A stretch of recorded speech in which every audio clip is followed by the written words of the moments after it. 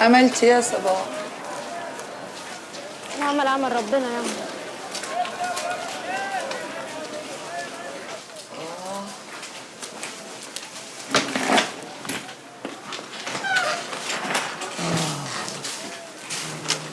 ايه يا اختي؟ ايه اللي حصل؟ قالوا لازم موافقة وزارة الصحة ياما ونقابة الأطباء. يا غرباني. لازم ياما، لازم. هنعمل ايه؟ انتي حبتيني هتفضلي كل يوم كده في الشوارع من صباحة ربنا؟ الافندي يا اختي بتاعك مش قادر يوديك ويجيبك في المشاوير دي.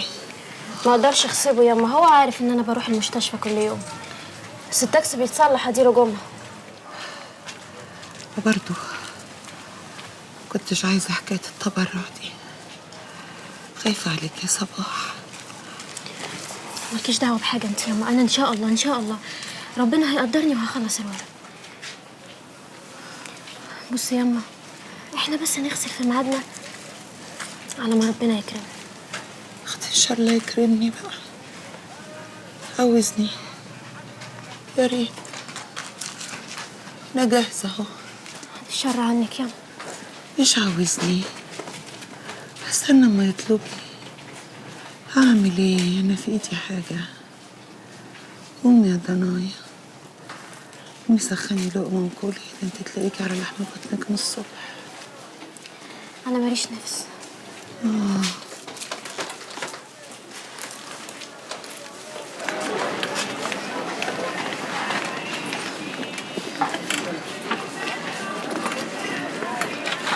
شارع.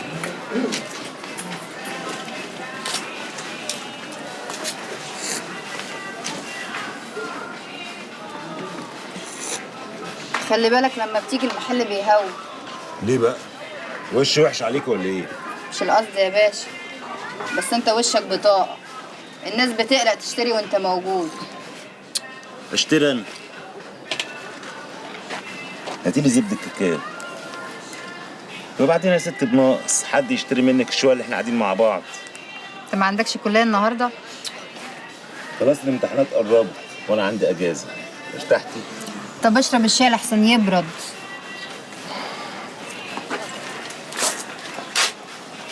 انا والله ما عارف ايه الجواز اللي مع ايقاف التنفيذ ده. احنا مش اتجوزنا عرفي؟ ما تيجي نشوف لنا شقة كده ونتلم فيها انا وانتي. ده انا ممكن اخد امك واخواتك وتخلعي من الحارة دي.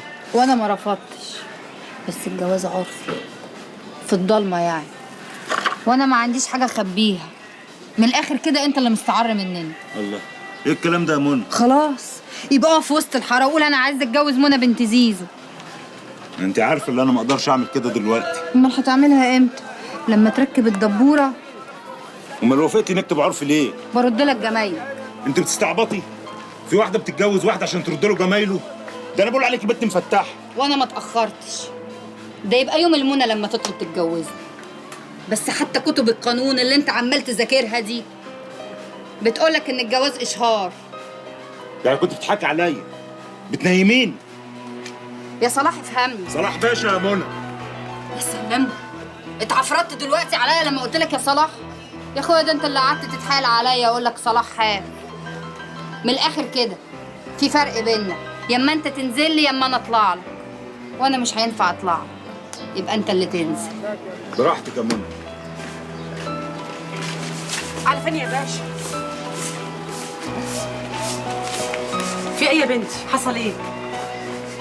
عايز كل حاجه ببلاش. هيرجع هيروح فين يعني؟